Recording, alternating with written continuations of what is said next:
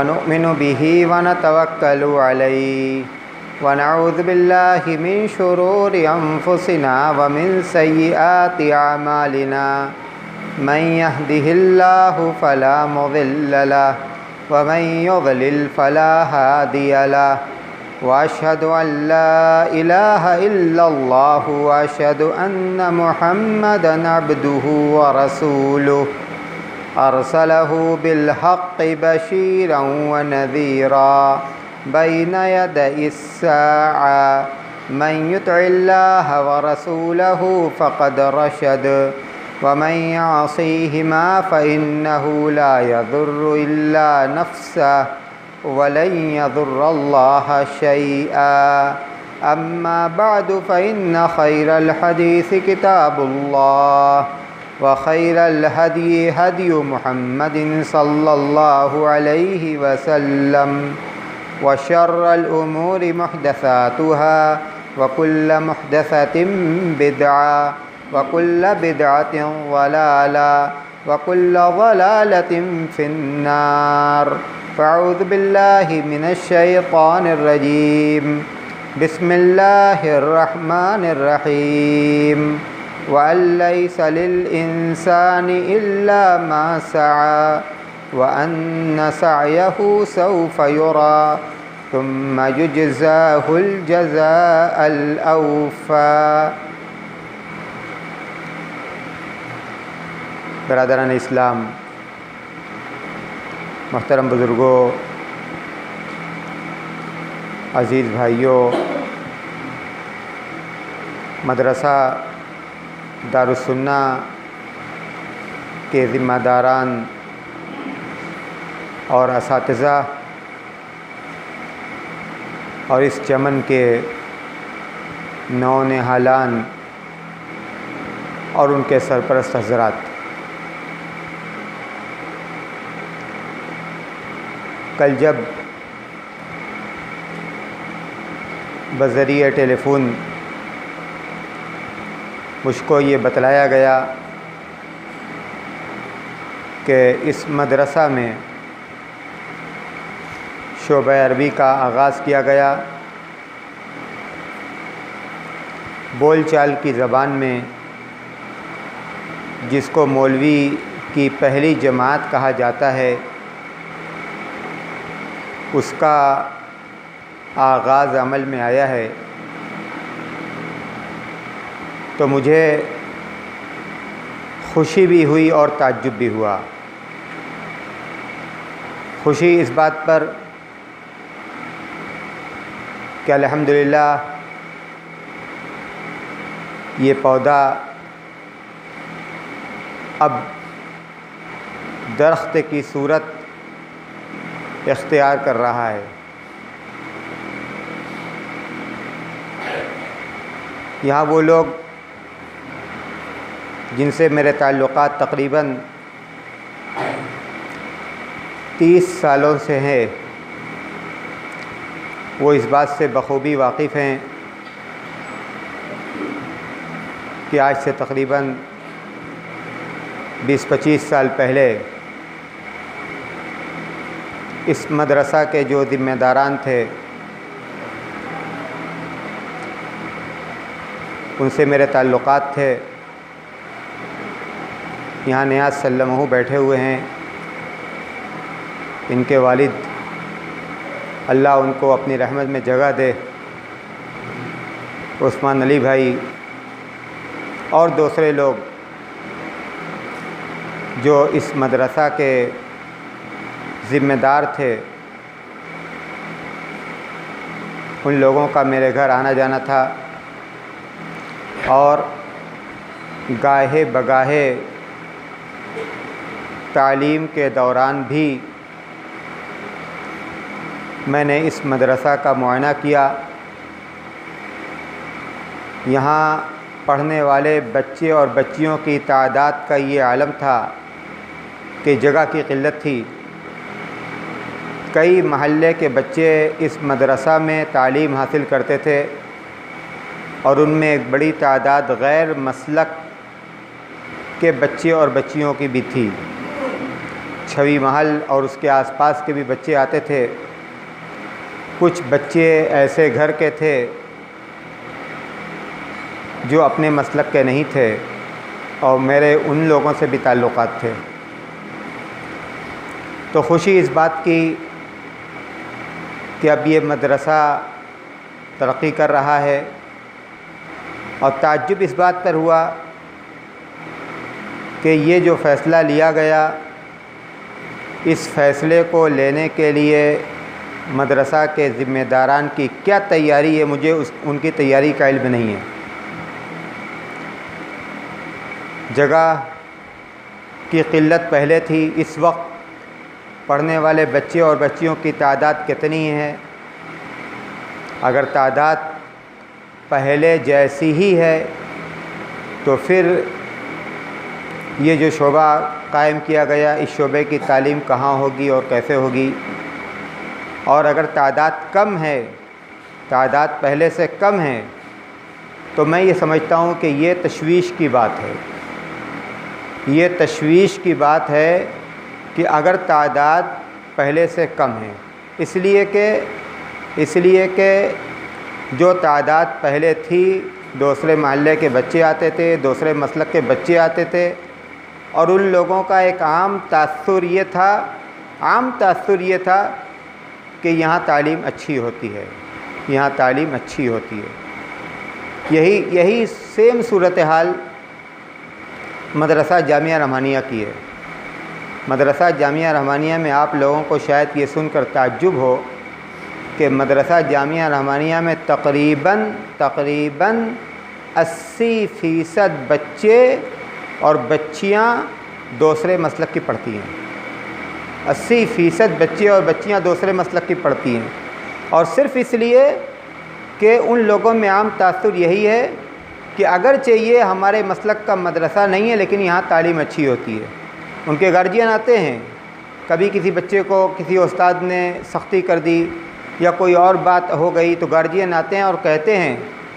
کہ یہاں ہم نے بھی تعلیم حاصل کی ہے، ہمارے بھائی نے بھی، ہمارے فلاں نے بھی، ہمارے فلاں نے بھی، تو ہم یہ چاہتے ہیں کہ ہمارے بچے بھی اسی مدرسہ میں تعلیم حاصل کریں. تو اگر یہاں پڑھنے والے پرائمری کے جو کلاسز ہیں، پرائمری کے کلاسز میں اگر پڑھنے والے بچوں کی تعداد کم ہے یا تعداد کم ہو رہی ہے، مدرسہ کے جو ذمہ داران موجود ہیں، میری ان سے گزارش ہے کہ آپ 5 سال کے ریکارڈ کو دیکھیں.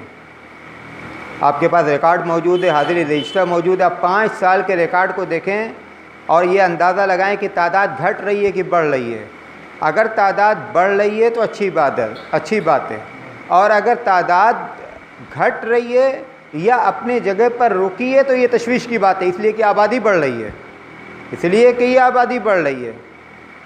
تو پرائمری کے درجات پر پوری توجہ ہو، پرائمری کے درجات کو مضبوط کیا جائے، اس کی تعلیم کو مضبوط کیا جائے، اس لیے کہ جو بچے پڑھتے ہیں حقیقت میں یہی مدرسہ کے نمائندہ ہوتے ہیں. انہی کے ذریعے سے حقیقت یہ ہے کہ مدرسہ کی کارکردگی کا پرچار ہوتا ہے. ان کی کارکردگی مدرسہ کی کارکردگی کو بتلاتی ہے. ہم اپنی زبان سے یہ کہیں کہ ہمارے مدرسہ میں تعلیم اچھی ہوتی ہے، ایسا ہوتا ہے، ویسا ہوتا ہے، اور یہ بچے گھر جائیں کہ والدین کے سامنے صورتحال کچھ اور ہو، تو ہمارا جو دعویٰ ہے، ہمارا صرف دعویٰ کام نہیں کرے گا، یا ہمارا صرف دعویٰ ہمیں کام نہیں دے گا. دوسری بات یہ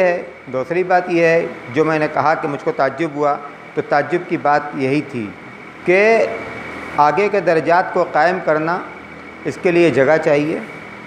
دوسری بات یہ ہے کہ اس کے لیے سرمایہ چاہیے. ظاہر ہے کہ جب ہم آگے کے درجات کو قائم کریں گے تو ہم کو اپنا جو تدریسی عملہ ہے، جس کو اسٹاف کہا جاتا ہے، ٹیچنگ اسٹاف کو بڑھانا پڑے گا. جب ہم ٹیچنگ اسٹاف لائیں گے، وہ جو کلاسز ہیں، وہ جو درجات ہیں، ان درجات کی جو تعلیم ہے، اس کے لیے جو موجودہ اسٹاف ہے، اس سے زیادہ صلاحیت والا اسٹاف چاہیے. جب اس سے زیادہ صلاحیت والے اسٹاف کو ہم تلاش کریں گے تو پھر ان کے تنخواہ کا معیار بھی زیادہ ہوگا، ان کے تنخواہ کا معیار بھی زیادہ ہوگا۔ تیسری چیز یہ ہے جگہ کے ساتھ ساتھ سرمایہ، اور سرمایہ کے ساتھ ساتھ صلاحیت۔ جو میں نے بتایا کہ جب کلاس بڑھ رہا ہے تو پھر جو ٹیچنگ اسٹاف آئے گا ان کے اندر اتنی صلاحیت ہو کہ وہ ان درجات کو آسانی سے پڑھا سکیں۔ تو ان باتوں پر مدرسہ کے جو ذمہ داران ہیں ان کو میں امید رکھتا ہوں کہ انہوں نے ان باتوں پر توجہ دی ہوگی، ان باتوں پر غور کیا ہوگا، اور ان باتوں پر ان کو غور آگے بھی کرتے رہنا چاہیے۔ اگر سچی بات یہ ہے، ایمانداری کی بات یہ ہے کہ انسان کی ضرورتیں دن بدن بڑھتی ہیں، اگر ہم پڑھانے والوں کو اتنا وظیفہ اور اتنی تنخواہ نہیں دے پائیں گے جس سے ہم ان کو مطمئن کر سکیں تو ہم کو اس بات کا بھی اطمینان نہیں ہونا چاہیے کہ وہ پوری یکسوئی کے ساتھ اپنے فریضے کو انجام دیں گے۔ ہم کو اس بات پر اطمینان نہیں ہونا چاہیے، اور ہم کو اس بات پر بھی اطمینان نہیں ہونا چاہیے کہ وہ ہمارے یہاں مستقل رہیں گے۔ اگر مثال کے طور پر کسی مدرس کو 5,000 دیا جاتا ہے، کل کے دن اس کو کہیں سے 6,000 کا آفر آئے گا، 7,000 کا آفر آئے گا، تو وہ کیوں 5,000 کی وجہ سے ہمارے یہاں بیٹھے گا؟ وہ 6,000 پانے کے لیے دوسری جگہ چلا جائے گا، 7,000 پانے کے لیے دوسری جگہ چلا جائے گا۔ یہ انسان کی اپنی ضرورتیں ہیں، اس کو کسی اور بات پر محمول نہ کیا جائے۔ اس کا بھی اپنا پیٹ ہے، اس کے بھی اپنے بال بچے ہیں۔ اگر ہمارے پاس سرمایہ کی کمی ہے تو ہم سرمایہ اور ہم فنڈ اور ہم مدرسہ کی آمدنی بڑھانے کی کوشش کریں، نہ یہ کہ جو پڑھانے والے ہیں ان کے پیٹ کو کاٹیں۔ میں بہت سے معاملات میں بہت صریح ہوں، اور جو باتیں رہتی ہیں میں کھل کر کہتا ہوں، اس لیے کہ میں عند اللہ اس کو اپنی ذمہ داری اور مسئولیہ سمجھتا ہوں۔ تو مدرسہ کے جو ذمہ داران ہیں ان کو ان باتوں پر توجہ دینی چاہیے۔ اب یہ متوسطہ اولیٰ قائم کیا گیا، کتنے بچے ہیں اس میں؟ 12 بچے ہیں۔ خیر 12 بچے ہیں، یہ ایک اچھی تعداد ہے کہ پہلے سال ہی یہ 12 بچے ہیں۔ میں سمجھتا ہوں کہ یہ سارے کے سارے اسی درجہ 5 سے آئے ہوں گے، سارے کے سارے درجہ 5 سے آئے ہوں گے، لیکن کل کے دن آپ یہ جان لیجئے کہ اور دوسرے آس پاس کے جو محلے ہیں اور وہاں کے جو بچے ہیں وہ بھی آپ کے پاس آئیں گے، میں ابھی آپ کو ایک مثال دیتا ہوں۔ مدرسہ جامعہ رحمانیہ کے شعبہ بنات میں عربی درجات جو چلتے تھے، عربی درجات میں عالمیت تک کی تعلیم ہوتی تھی۔ مدرسہ کے ذمہ داران نے فیصلہ کیا کہ اس سال درجہ فضیلت کو کھولا جائے۔ درجہ فضیلت کو کھولا گیا تو ہمارے مدرسہ جامعہ رحمانیہ سے جو بچیاں فضیلت میں آئیں ان کی تعداد تو کم ہے، لیکن دوسرے مدارس سے آنے والے بچیوں کی تعداد زیادہ ہے۔ اور کل کے دن یہی ہوگا، جب اس کی تشہیر ہو جائے گی، آس پاس کے محلے والے جاننے لگیں گے، تو دوسرے مدارس کے بچے بھی آئیں گے۔ جب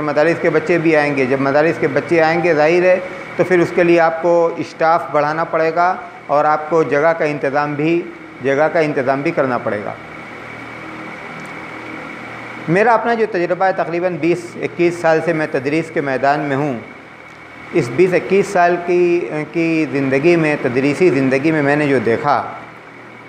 2 باتیں بہت ضروری ہیں۔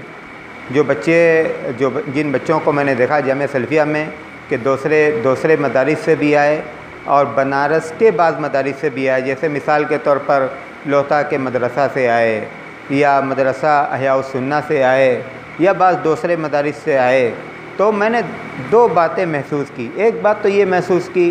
کہ ان بچوں میں جو تلفظ ہے، الفاظ کی ادائیگی اس میں نے خامی دیکھی ہے، بلکہ میں نے مذاقاً لوتا کے بعض بچوں سے یہ کہا کہ مجھے تعجب ہے کہ تم لوگ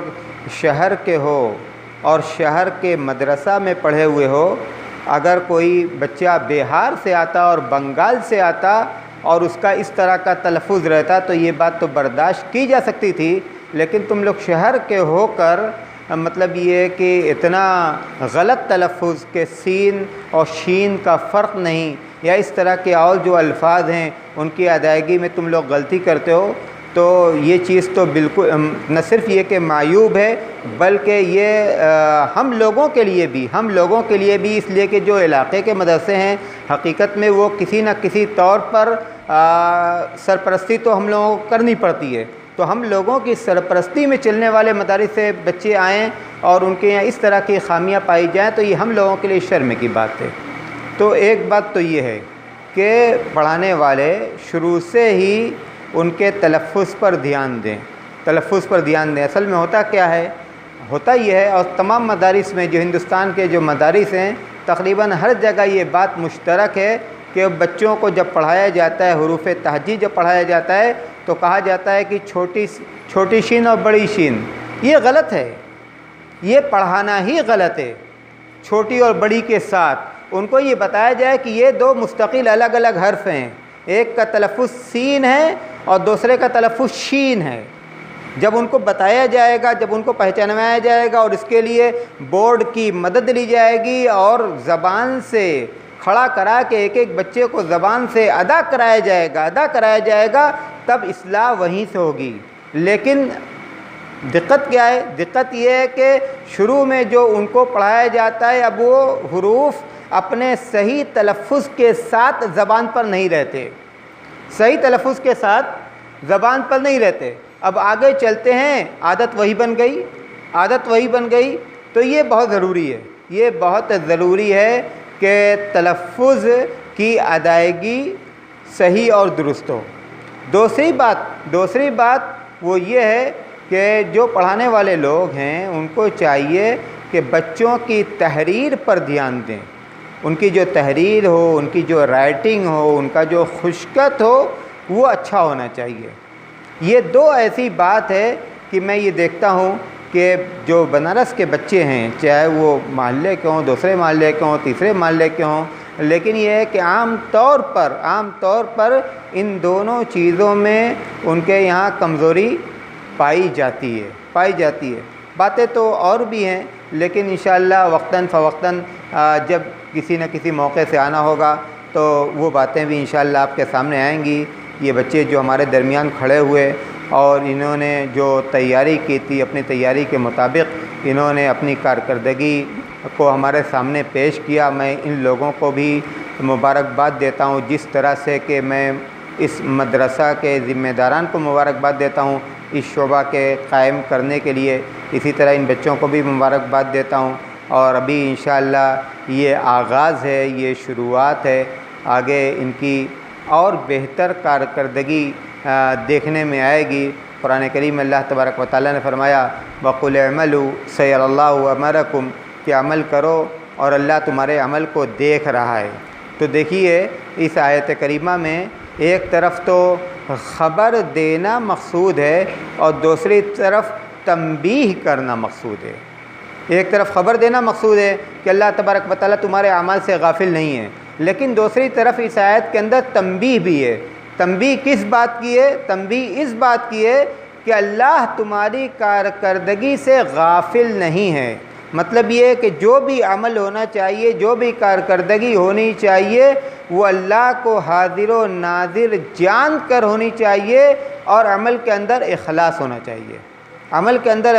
چاہیے۔ وَمَا أُمِرُوا إِلَّا لِيَعْبُدُوا اللَّهَ مُخْلِصِينَ لَهُ الدِّينَ، انہیں صرف اس بات کا حکم دیا گیا کہ وہ اللہ کی عبادت اس کے لیے دین کو خالص کرتے ہوئے کریں۔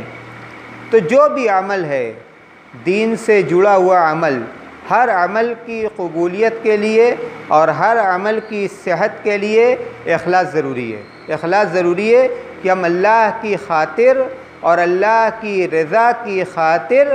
ہم اپنے اس عمل کو کر رہے ہیں۔ اگر ہمارا عمل اخلاص کے ساتھ ہوگا تو ہمیں اس کا اجر ملے گا، ہمیں اس کا ثواب ملے گا، اور اگر ہمارا عمل اخلاص کے ساتھ نہیں ہوگا تو ہماری محنت اور ہمارا وقت اور ہمارا سرمایہ کوئی چیز ہمارے کام آنے والی نہیں ہے۔ اللہ کے رسول صلی اللہ علیہ وسلم نے فرمایا کہ جو لوگ اپنے عمل میں ریاکاری کرتے ہیں قیامت کے دن اللہ تبارک و تعالیٰ ان سے کہے گا اذهبوا الی کنتم تراؤونہم باعمالکم فہل تجدون عندہم جزاء، جاؤ جن کو دکھانے کے لیے تم عمل کرتے تھے جاؤ ان کے پاس، دیکھو وہ تمہارے اس عمل کا تم کو کوئی بدلہ دیتے ہیں، کیا بدلہ ملے گا، کیا بدلہ ملے گا۔ سورہ غاشیہ میں اللہ نے فرمایا کہ عاملۃ ناصبہ، یعنی قیامت کے دن ایسے عمل کرنے والے ہوں گے جو تھکے ہوئے ہوں گے، زیادہ کام کیا ہوگا، زیادہ عمل کیا ہوگا، لیکن ان کا عمل بے مقصد، بے فائدہ اور بغیر اجر و ثواب والا ہے۔ وَقَدِمْنَا إِلَىٰ مَا عَمِلُوا مِنْ عَمَلٍ فَجَعَلْنَاهُ هَبَاءً مَنْثُورًا، کہ ہم ان کے عمل کی طرف متوجہ ہوں گے اور ہم ان کے عمل کو بکھرے ہوئے غبار کے مانند کر دیں گے۔ بکھرا ہوا غبار، جو غبار ہوتا ہے، جو دھول ہوتی ہے، دھول کا کیا وزن ہوتا ہے؟ کوئی وزن نہیں ہوتا۔ اسی طرح سے وہ عمل جو ریاکاری پر مبنی ہو،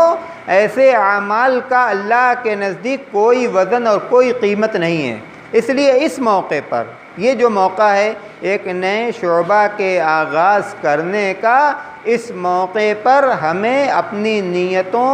کو ٹٹولنا چاہیے، نیتوں کو ٹٹولنا چاہیے اور ہماری نیتوں کے اندر اخلاص ہونا چاہیے۔ اگر ہم اخلاص کے ساتھ اس کام کو کریں گے تو آپ یقین جانیے کہ جو لوگ بھی اس عمل سے جڑے ہوئے ہیں، چاہے وہ مدرسہ کے ذمہ داران ہوں یا مدرسہ کے مدرسین ہوں یا وہ بچے جو اس شعبہ میں آئے، انشاءاللہ ان کی یہ نیکی ان کے لیے صدقہ جاریہ بنے گی۔ یہ بہت بڑی بات ہے۔ صدقہ جاریہ یہ کوئی معمولی نیکی نہیں ہے۔ جب انسان اس دنیا سے چلا جاتا ہے تو ظاہر ہے کہ جب اب وہ اس دنیا میں نہیں رہا کہ عمل کرے، لیکن اس کے زندگی کی بعض نیکیاں ایسی ہیں، یا آج کل کی زبان میں یہ کہا جائے کہ نیکیوں کے بعض اکاؤنٹس ایسے ہیں کہ جو مرنے کے بعد بھی اللہ کی طرف سے مینٹین کیے جاتے ہیں، بڑھتے رہتے ہیں، اضافہ ہوتا رہتا ہے۔ اور وہ کیا ہے، وہ نیکیاں کیا ہیں جن کو شریعت کی زبان میں صدقہ جاریہ کہا جاتا ہے، جاری رہنے والا صدقہ، او علم ينتفع به۔ اللہ کے رسول نے فرمایا کہ وہ علم ينتفع به جو نفع بخش ہو، تو ظاہر ہے کہ اللہ کے دین کے علم سے زیادہ کون سا علم نفع بخش ہے؟ جس علم کے ذریعے سے انسان ہدایت کا راستہ دیکھے، جس علم کے ذریعے سے اسے اپنے رب کی معرفت حاصل ہو، جس علم کے ذریعے سے وہ جنت کے راستے پر چلے، اس علم سے زیادہ اور کون سا علم فائدہ پہنچا سکتا ہے؟ تو یہ جو عمل ہے حقیقت میں یہ بہت اچھا عمل ہے، بہت اجر اور ثواب والا عمل ہے۔ یہ عمل ہمارے لیے صدقہ جاریہ بن سکتا ہے اگر ہم اخلاص نیت کے ساتھ اس عمل کو کریں، اور آگے بھی خاص طور سے وہ لوگ جو براہ راست اس مدرسہ یا دوسرے مدارس سے جڑے ہوئے ہیں، ذمہ دار ہونے کی حیثیت سے یا مدرس ہونے کی حیثیت سے، کہ وہ اپنے عمل کے ذریعے سے اللہ کی رضا چاہیں، اپنے عمل کے ذریعے سے اللہ کی رضا چاہیں۔ اس نیت کے ساتھ جب وہ اس عمل کو کریں گے تو اس کا ان کو دو فائدہ ملے گا، ایک تو ثواب کے مستحق ہوں گے، اور دوسرا فائدہ یہ ہوگا کہ نیت کی درستگی کی وجہ سے ان کے عمل میں برکت ہوگی، نیت کے درستگی کی وجہ سے ان کے عمل میں برکت ہوگی۔ میں نے اپنے بعض ساتھیوں کو دیکھا اور میں ان سے کہتا ہوں، ہمارے ساتھ تدریس میں جو ہمارے ساتھی ہیں، میں ان سے کہتا ہوں، بعض ساتھیوں کو دیکھتا ہوں کہ وہ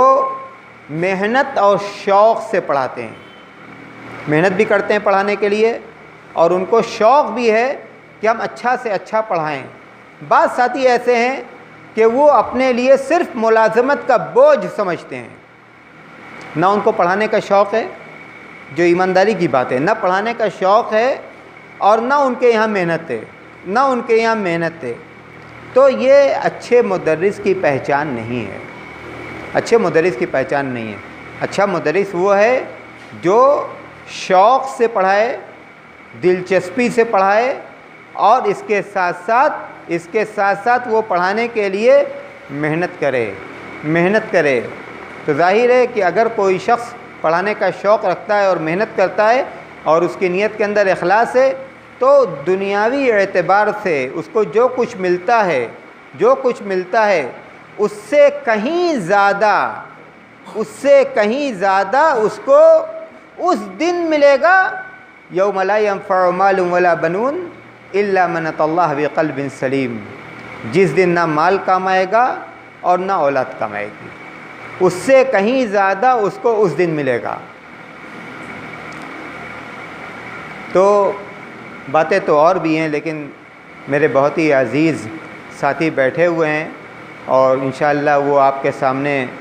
بھرپور تقریر کریں گے۔ میں انہی چند باتوں پر اپنی بات ختم کرتا ہوں۔ جو نونہالان یہاں موجود ہیں اور ان کے گارجین موجود ہیں، میں یہ امید رکھتا ہوں کہ وہ محنت سے پڑھیں گے، اس لیے کہ عربی کی تعلیم اور دین کی تعلیم حقیقت میں بہت محنت طلب ہے۔ عوام میں یہ مشہور ہے، یہ عوام کی زبان ہے، وہ کہتے ہیں کہ عربی نکالے چربی۔ تو اگر محنت پڑھی کی جائے گی، اور علم کے بارے میں کہا جاتا ہے کہ جب علم کو تم بہت کچھ دو گے تب علم تم کو تھوڑا بہت دے گا۔ تو ان سے بھی میں یہ امید رکھتا ہوں کہ وہ بہت محنت اور بہت شوق سے پڑھیں گے، اور ان کے جو گارجینس حضرات ہیں وہ بھی اس سلسلے میں اپنی ذمہ داری کو سمجھیں گے کہ بچے جب گھر جائیں تو وہ ان کو چیک کریں، ان کی کاپی چیک کریں، ان کی کتاب چیک کریں، ان سے پوچھیں کہ آج آپ نے کیا پڑھا ہے، کل آپ کو کیا پڑھنا ہے۔ آپ کے پاس کوئی کام گھر بیٹھ کر کرنے کا ہو، کچھ لکھنا ہو، کچھ پڑھنا ہو، کچھ یاد کرنا ہو، تو آپ اس کام کو کیجئے۔ جب والدین ان کو ترغیب دیں گے تو میں یہ سمجھتا ہوں کہ ان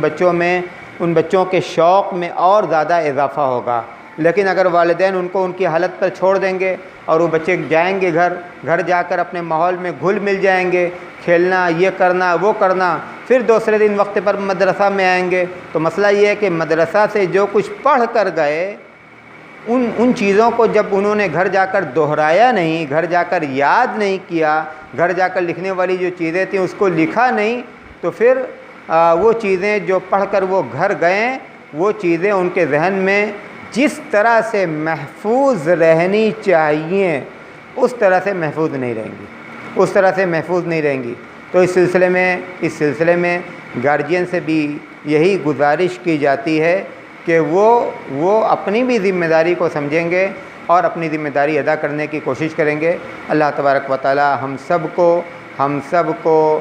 تعلیم اور تعلم اور تعلیم کے ساتھ تربیت کا جو عمل ہے، ہم سب کے لیے اس عمل کو آسان بنائے، بابرکت بنائے، اور مدرسہ کے ذمہ داران کا یہ جو قدم ہے، اس قدم کو ان کے لیے، مدرسہ کے لیے، اس علاقے کے لیے اور اس ادارے سے فائدہ اٹھانے والوں کے لیے، سب کے لیے بابرکت بنائے، اور اللہ تبارک و تعالی ان کے اس عمل کو قبول فرمائے۔ آمین۔ وآخر الدعوانا الحمدللہ رب العالمین۔